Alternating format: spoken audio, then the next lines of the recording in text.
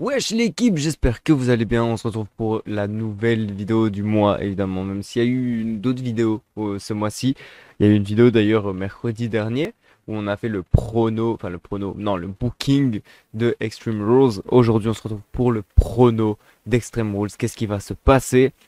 C'est pas vraiment qu'est-ce qui va se passer, mais c'est plus sur qu'est-ce qu'on va miser, qui pour nous vont remporter des matchs à Extreme Rules, qui va perdre son titre, etc. Bref, on va voir ça du coup aujourd'hui. N'hésitez pas à aller voir le booking juste après si vous l'avez pas vu parce que c'était intéressant, ça a un peu creusé la tête, etc. pour voir comment est-ce que ça pourrait se passer. Et donc j'ai imaginé un booking qui potentiellement maintenant,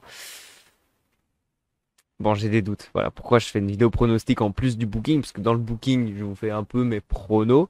Mais là, j'ai peut-être un peu changé d'avis. Voilà, je me suis dit, aïe, il y a du changement, donc il y a peut-être moyen qu'il se passe quelque chose. Voilà.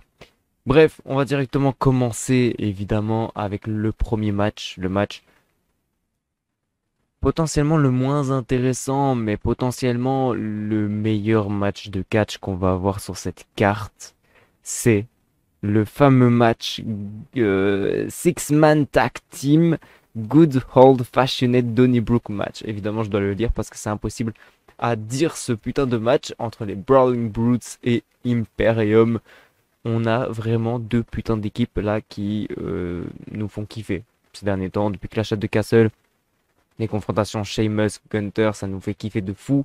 En plus de ça, moi j'ai découvert un love de fou derrière le Butch Kaiser. Donc voilà, là c'est un match vraiment où je vais péter les plombs.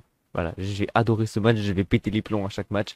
Enfin pas à chaque match peut-être, mais à chaque coup là, franchement je sais que je vais être hype de fou et que c'est pas un match que je vais mettre de côté et dont je vais pas regarder. Déjà un peu compliqué d'avoir des matchs qu'on va pas regarder sur cette carte parce que la carte est vraiment incroyable, on va pas se mentir. Euh, Là, franchement, qui tu fais gagner, j'en ai rien à foutre. Sincèrement, j'en ai rien à foutre. Juste voir le match, juste voir comment ça va se passer. Parce que là, peu importe le gagnant, en vrai. Il y a des gens qui disent faisons gagner les Brawling Brutes pour la récompense, etc. Des semaines de fou qu'on nous donne et dont on en kiffe de fou. Tu peux faire gagner aussi Imperium. Parce qu'en vrai, Imperium, il faut peut-être qu'il se dirige vers les titres par équipe. Est-ce qu'on les fait se diriger maintenant ou pas? Je sais pas, je crois pas en vrai. Mais voilà, si à la limite, j'ai pas encore vu SmackDown. Ah oui, c'est vrai. Il faut que je le notifie, parce que je notifie à chaque fois de toute façon. J'ai pas encore vu SmackDown. Voilà. Donc je sais pas s'il y a eu un changement de titre entre Gunter et Sheamus, ce qui m'étonnerait vachement en vrai. Mais voilà, je sais pas trop. Je sais pas trop comment ça s'est passé et j'ai pas envie de me spoil parce que je sais que je vais le regarder juste après cette vidéo. C'est ça qui est fou. C'est vraiment j'enregistre cette vidéo, je la monte, je vais regarder SmackDown. C'est ça le pire. Donc voilà, c'est un peu compliqué. D'ailleurs, pour moi, là actuellement, on est samedi, il est 7h14. C'est bon ou pas? Il est 7h du mat et je vous tourne cette vidéo. Bref, qui tu fais gagner? Oh, franchement, j'en ai rien à foutre. Je miserais quand même sur Imperium parce que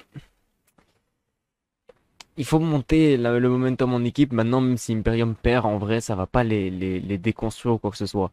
Donc, j'ai envie que ça soit Imperium qui gagne, mais je vais quand même miser, enfin miser, je vais quand même dire victoire des Brawling Brutes parce que voilà, on les récompense de tout ce qu'ils nous ont donné ces dernières semaines. Et donc voilà, on les fait un peu kiffer évidemment. Et puis Imperium, c'est pas grave, ça se reconstruit. Enfin, ça va même pas besoin de reconstruction. Juste, tu les fais combattre face aux Usos.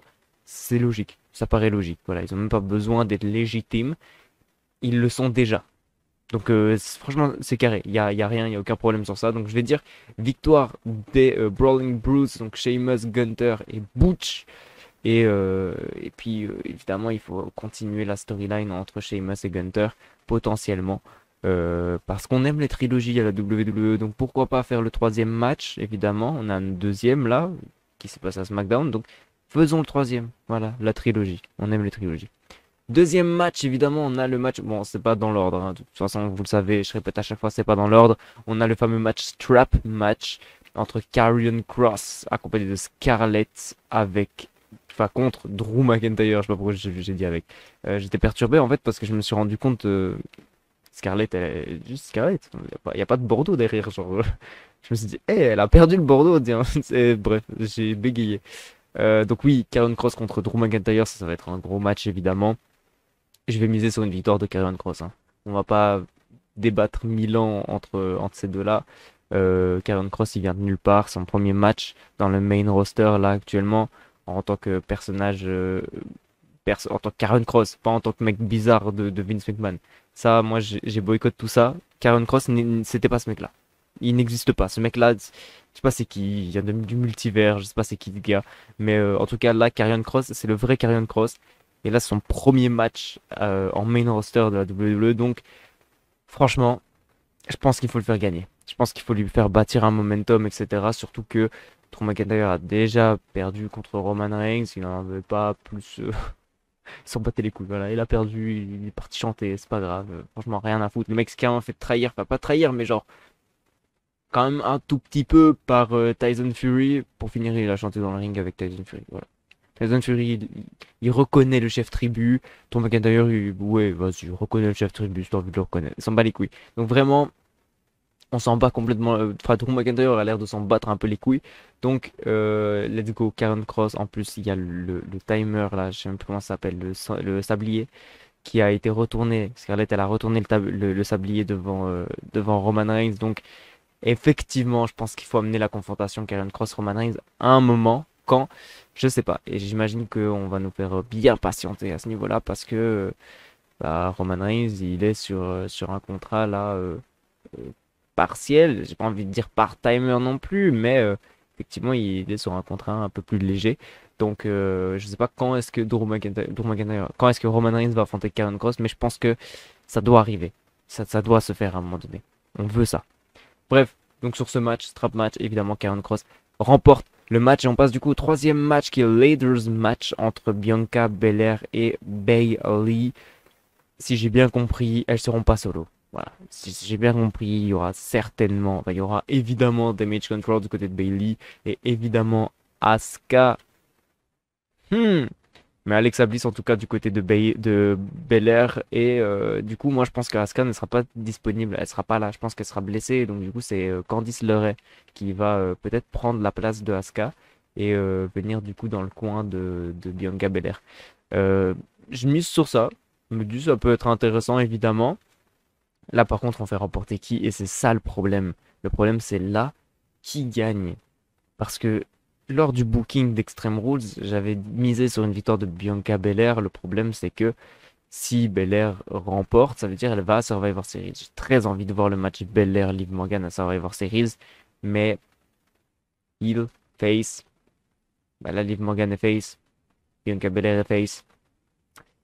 Ça marche pas trop. Donc il faudrait potentiellement du coup mettre une heel, donc Bayley du côté de Raw pour affronter Liv Morgan, la babyface, pour les Survivor Series. Maintenant, voilà, moi j'étais hype pour voir Belair, Liv Morgan. Je sais pas pourquoi, j'étais trop hype. Les meufs elles étaient trop contentes et tout. Je crois que même Bianca Belair a félicité Liv Morgan quand elle a pris le titre et tout. Donc voilà, elles étaient super potes, elles ont fait plein de photos ensemble. Là, j'ai envie de voir la confrontation entre les deux, tu vois, ce serait très joli mais je pense pas du coup que ça va se faire. Et effectivement, j'avoue, je me suis un peu fait manipuler par pas les dirt sheets, mais par les gens en disant qu'effectivement, il faudrait peut-être faire gagner Bailey. Et Bailey remporterait peut-être avec une diversion, évidemment, de ses potes. Donc je sais pas trop comment ça pourrait se passer à ce niveau-là. Moi, j'ai très envie d'avoir un heel turn d'Alexa Bliss. Parce que connaissez mon amour pour Alexa Bliss et Alexa Bliss Face, et ça ne marche pas, il faut arrêter, il faut remettre Alexa Bliss. Enfin, quoique, si ça marchait, mais là actuellement elle n'a pas de personnage. Donc c'est un peu plus compliqué. Il faut la remettre en tant que meuf je sais même pas comment déterminer son personnage d'avant, mais en tout cas il faut la ramener dans ce personnage-là. Parce elle a un skills micro incroyable et depuis qu'elle est revenue, même depuis Bray Wyatt, elle n'a même plus la possibilité de s'exprimer au micro. Et donc ça me perturbe de fou. Et c'est pas en face que tu t'exprimes en micro. Souvent en face, bon, tu fais ta petite promo et tout, et puis à un moment donné, tu te dis viens, on y va, tu vois, on va commencer à se battre, tu vois. Et donc voilà, plutôt qu'un heal, il est plus en mode non, on va pas se battre maintenant et tout. Ça va plus parler, un heal parle plus qu'un face. Un face, il est plus dans la bagarre. Donc, effectivement, c'est un peu compliqué de d'amener Liv Morgan. Rien à voir, Alexa Bliss. J'ai du mal, hein. C'est compliqué d'amener Alexa Bliss du côté du face. Après, ça marchait trop bien avec Nikki Cross. Maintenant, c'était seulement pendant la pandémie et à ce moment-là, elle avait pas des masses de personnages non plus. Donc voilà, mais là maintenant ça marche plus trop, il y a du public, on veut du perso, on veut de l'intrigue, des trucs intéressants. Et Alexa Bliss n'est plus intéressante et ça tout le monde le dit, même elle, elle le remarque et elle le dit qu'elle n'est pas intéressante et donc il faudrait un personnage. Donc voilà, on amène Alexa Bliss en heel potentiellement et donc du coup ce sera Alexa Bliss qui ferait perdre le titre à Belair. Maintenant, j'ai pas envie que Belair elle perde son titre. Et ça qui me pose problème, c'est que je me dis, c'est un peu tôt, tu vois. Bailey, elle revient, hop, elle demande un match, pack, elle chope le titre, tu vois. Je me dis, c'est un peu tôt dans la storyline. Maintenant, si tu veux continuer la storyline, ça serait intéressant de refaire, évidemment, comme il y a eu le Belair Becky Lynch, avec du coup une défaite de Bianca Belair, Belair qui va effectivement retravailler, etc., devenir plus forte pour venir enfin battre Bailey plus tard. Ça peut être intéressant. Et c'est ça le problème, c'est que c'est super intéressant, que j'ai envie de voir ça, mais que j'ai envie de voir le Liv Morgan Belair. Donc j'ai pas envie de voir Belair perdre son titre lors d'Extreme Rules. Maintenant, effectivement, c'est peut-être le moment. C'est peut-être le moment de faire drop le titre. Et donc, et donc j'ai misé sur une victoire de Bailey. Voilà, c'est bête. Je sais pas pourquoi, mais vas-y, je sens que je vais regretter mon choix, mais effectivement, c'est vrai que bah, c'est peut-être le moment de faire drop et c'est peut-être le moment pour Bailey, du coup, d'être incroyable avec son damage control qui possède évidemment tous les titres de Raw, en tout cas. Parce qu'ils sont pas encore le titre féminin de SmackDown. Et elles l'auront pas. Mais bref, voilà, je me dis ça peut être intéressant. Le problème, c'est que bah, en fait, quand tu fais ça, enfin, si tu fais ça, t'as trop de clans qui possèdent des titres, en fait. T'as Imperium, qui possède le titre intercontinental. T'as Damage Control, qui possède les titres Tag Team et potentiellement, du coup, les titres de Raw. On a la Bloodline qui, frère, il possède tout le reste. Et Bobby Lashley qui est tout seul avec son titre US. Donc, c'est vraiment le seul qui n'a pas de clan autour. Tous les autres ont des clans. Et donc, ça me perturbe. Ça me perturbe d'avoir que des clans partout, tu vois. Genre, ça veut dire qu'il n'y a pas une seule personne, enfin un seul champion qui est solo, à part Bobby Lashley. Mais c'est tout. Les autres, voilà, Bailey, elle rentre avec des Damage Control, tu vois, donc elle n'est pas solo. S'il y a quelqu'un, s'il y a besoin de quoi que ce soit, hop, il y a des Damage Control qui intervient. Donc voilà, je trouve ça un peu relou le fait que ça va devenir un peu trop répétitif. J'ai l'impression d'avoir que des clans derrière les ceintures. Donc voilà, j'étais un peu triste sur ça. Maintenant, Bailey, tu veux l'amener où? Si tu as fait perdre le titre, tu peux plus l'amener autre part. Enfin, si tu as fait perdre le match, tu peux pas l'amener autre part. Je vois pas où, tu vois. Genre, elle va pas dire ah merde, j'ai raté. Enfin, tant pis, je vais aller m'en prendre à cette personne. Non, je le sens pas. Et donc, du coup, c'est pour ça que je vais dire victoire de Bailey, même si en vrai, je vais pas vous mentir, hein, ma hype de fou, par contre, de à la fin de Extreme Rules, voir Belair tout en haut de l'échelle soulever son titre et voir Alexa Bliss, Asuka potentiellement, si Asuka s'est remis de sa blessure, sa fausse blessure évidemment qui fait, mais bref, voir Alexa Bliss, Asuka des deux côtés, etc. de l'échelle avec les titres tag team, qui évidemment seront pas à eux, mais bon, voilà, tu vois, elles ont battu, elles ont volé les ceintures. Donc refaire la même image que le Damage Control a fait du coup à Raw, refaire la même image à Extreme Rules mais inversée, ça me hype de fou. Mais je vais quand même miser sur une victoire de Bailey, effectivement, même si j'ai du mal, j'ai vraiment du mal pour ce match-là. Bref, on passe à l'autre match où là j'ai un peu moins de mal, évidemment. D'ailleurs, je sais pas si je l'ai signifié, mais c'est un Laders match, hein, ce match-là. Le match du coup Extreme Rules féminin avec Liv Morgan contre Ronda Rousey pour le titre de SmackDown. J'ai été peut-être un peu gentil dans mon booking en me mettant peut-être 20 minutes pour qu'elle se tape sur la gueule. Maintenant, je ne crois pas que ça va arriver, évidemment. Je pense que ça va être un match assez simple, assez pas assez rapide, mais ça va être un match assez simple, je pense. Évidemment, victoire de Liv Morgan. Évidemment, pour des raisons que j'ai citées dans mon booking de Extreme Rules que j'ai sorti mercredi dernier. C'est des raisons assez évidentes, on va pas se mentir. Ronda Rousey ne veut pas spécialement toucher un titre, enfin ne veut pas toucher un titre, et donc elle a accepté carrément de perdre. C'est même elle qui a voulu perdre contre Liv Morgan lors de Money in the Bank, donc pourquoi est-ce qu'elle voudrait aller récupérer le titre? Donc en tant que personnage, c'est compréhensible, mais hors kayfabe, bah voilà, elle n'a pas spécialement envie. Elle a juste envie de se taper contre Liv Morgan. Elle n'a pas envie d'aller chercher le titre.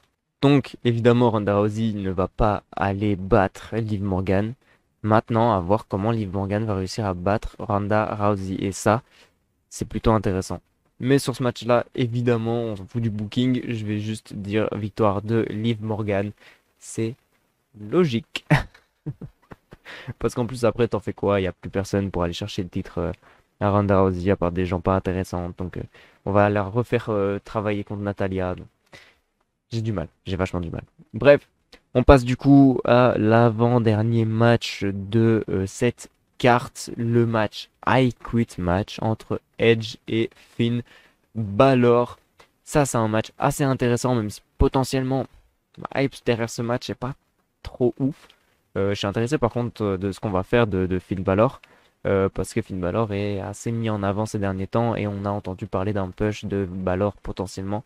Donc voilà, j'attends vraiment de voir ce qui va se passer derrière ce Finn Balor et déjà ce qui va se passer derrière ce match parce que comment tu peux faire quitter l'un des deux. Moi je misais plus sur une victoire de Edge pour le beau moment, etc. Mais c'est vrai que plus j'y repense et plus je dirais une victoire de Finn Balor parce qu'en fait il faut le faire gagner.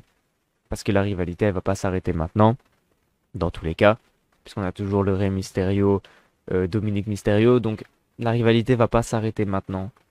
C'est dommage, j'aurais bien aimé, mais non, ça va pas arriver. Donc effectivement, il faut continuer, il faut pas que Edge arrive à détruire le Judgment Day. Donc comment est-ce qu'on fait pour faire abandonner Edge, le mec qui a pris sa retraite forcée? Parce que blessure au cou, qui n'a pas abandonné, qui a continué à travailler comme un malade mental pour revenir sur les rings de la WWE. Comment tu fais pour faire quitter ce mec? C'est compliqué. C'est vachement dur. C'est ça que je me dis peut-être mettre une Beth Phoenix dans l'histoire et donc faire en sorte que bah, ils disent qu'il abandonne parce que Beth Phoenix ne supporte pas le voir souffrir, tout simplement. Je pense que ça peut être intéressant. Donc voilà, me dit c'est peut-être le moment de faire entrer Beth Phoenix dans l'histoire lors d'Extreme Rules. Maintenant, à voir comment ça va se passer évidemment et comment est-ce qu'on va réussir à faire abandonner Edge en fait. Ça, je ne sais pas comment on va faire. Je ne comprends pas comment est-ce qu'on pourrait faire d'ailleurs. Donc voilà. Ensuite, évidemment, le dernier match, victoire de Finn Balor hein, pour moi, voilà, comme ça c'est dit. Le dernier match, évidemment, c'est le Fight Pit match, le match que j'attends le plus entre Matt Riddle et Seth Rollins. Ce match-là, ça va être une bonne pépite. Je vais le kiffer. Le Fight Pit match, pour ceux qui savent pas, de toute façon, ça a été résumé, je pense, du côté de SmackDown, du côté de Raw, par Seth Rollins, où il a résumé, voilà, c'est comme un Steel Cage. Lors de mes pronos, j'ai dit un Hell in a Cell. Lors de mon booking, j'ai dit Hell in a Cell, mais c'est pas du tout ça, c'est un Steel Cage. Je sais pas pourquoi j'avais Hell in a Cell en tête, or que c'était un Steel Cage, mais bref. C'est un Steel Cage, évidemment, sauf que tu peux pas sortir de la cage. Enfin, ça sert à rien, je pense, en tout cas. Donc tu sors pas de la cage, tu restes dans la cage et il n'y a pas de tombée. Voilà, c'est soit soumission, soit knockout. Donc voilà, c'est un peu compliqué. En arbitre spécial, on a Daniel Cormier et je pense que du coup, vu que c'est Daniel Cormier, c'est Seth Rollins qui va remporter le match. Parce que je pense que Riddle, il va à un moment donné péter les plombs sur Daniel Cormier, je crois. Et donc Seth Rollins va en profiter. Potentiellement, Cormier va aider Seth Rollins pour un petit truc. Je sais pas trop comment ça pourrait se passer. Mais si on a un guest qui sert encore à rien, comme à Clash at the Castle, c'est un peu con, hein. On va pas se mentir, c'est un peu con d'avoir des guests qui servent à rien. Donc voilà, moi je dirais vachement. En plus, on sait que Riddle, de toute façon, il a déjà participé à 2 Fight Pits, il a à chaque fois perdu. Donc voilà. On fait gagner Seth Rollins en sachant que de toute façon, lundi, il y a un match Seth Rollins, Bobby Lashley pour titre US. Donc voilà. On peut potentiellement laisser vendre Riddle la blessure du match. Ça peut être possible. Donc voilà, pour moi, on fait gagner Seth Rollins et on laisse Riddle vendre la blessure du match Fight Pit. C'est tout pour la carte, évidemment. Juste avant de partir, C'est pour ça que j'ai mis ce match-là en dernier en plus. C'est ça qui est bien, ça tombe bien d'ailleurs. Parce que pour moi, à la fin de ce match, il y aura certainement une intervention du Fiend. Enfin, peut-être pas du Fiend, mais du White Rabbit. Donc de Bray Wyatt. Je pense que Bray Wyatt viendrait dans ce match-là et s'occuperait de Matt Riddle. Pour quelle raison, je sais pas. Mais ça peut être intéressant, ça rendrait la feud plutôt intéressante. Mettons out le côté Randy Orton, s'il vous plaît, quand même. On s'en fout, Randy Orton, c'est du passé. Mais en tout cas, je pense qu'il faudrait potentiellement le faire travailler avec Matt Riddle. Bray Wyatt, Matt Riddle, ça peut être intéressant sur le papier et ça pourrait peut-être amener un changement de gimmick pour Matt Riddle, un mec beaucoup plus concentré comme on voit ces derniers temps, moins dans la rigolade et peut-être arrêter de lancer ses claquettes comme ça et mettre des girafes. Voilà, peut-être arrêter ce délire-là. Peut-être plus intéressant. Mais donc voilà, pour moi, je vois vraiment une arrivée de Bray Wyatt, puisque de toute façon, ça on le sait, c'est sûr, hein. Le White Rabbit, il arrive à Extreme Rules. Il a mis une vignette, je crois que c'était à SmackDown, il y a eu une vignette. Je l'ai vu ça, je me suis fait spoil sur ça. Où il rentre dans le terrier c'est un X, il creuse dans le X, il ressort, il y a du feu carrément qui ressort, je sais pas ce qui se passe. Scarlett, elle envoie des boules de feu à Drew McIntyre, Alexa Bliss, boule de feu. Je sais pas ce qui se passe, pourquoi il y a du feu comme ça qui sort. Kane, qui sort du ring avec du feu, mais oui, évidemment, c'est ça. Je sais pas, bref, ça, ils ont pété les plombs, mais en tout cas, après, il y a eu du coup la date, Extreme Rules, et puis ensuite, il a mis Feed Your Brain, euh, dans toutes les langues, d'ailleurs, il est noté. Je sais même plus comment on le dit en français. Mais feed your brain. Remplis ton cerveau. Je crois que ça veut dire ça. Je sais plus trop. Bref. En tout cas, je pense que le White Rabbit interviendra du côté de Matt Riddle à ce niveau-là. Bref. Sur ce, je vous souhaite un bon pay-per-view. D'ailleurs, sachez que là, après cette vidéo, là, bah, je suis en live. Rien à voir avec la WWE, je suis en live sur du Rocket League. Mais voilà, venez, c'est cool, c'est kiffant. Et puis ensuite, je vous lâche à 1h du mat, comme ça on peut aller regarder le pré-show. Pas tous ensemble, chacun de son côté évidemment, parce que je vais vous lâcher à ce niveau-là. Mais comme ça, on pourra aller voir du coup le pré-show de notre côté, puis ensuite le pay-per-view.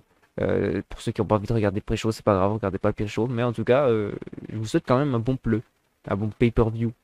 J'aime trop dire pay-per-view, j'en ai rien à foutre, hein. Je vais quand même utiliser ce mot, et je le dis à chaque vidéo, j'utiliserai toujours ce mot. Rien à foutre. Pleu, c'est moche. PPV, c'est mieux PPV. Un pay-per-view. Bref, sur ce bon pay-per-view, j'espère que la hype va continuer après ce pay-per-view et qu'on va pas se prendre une grosse clim comme un Clash at the Castle.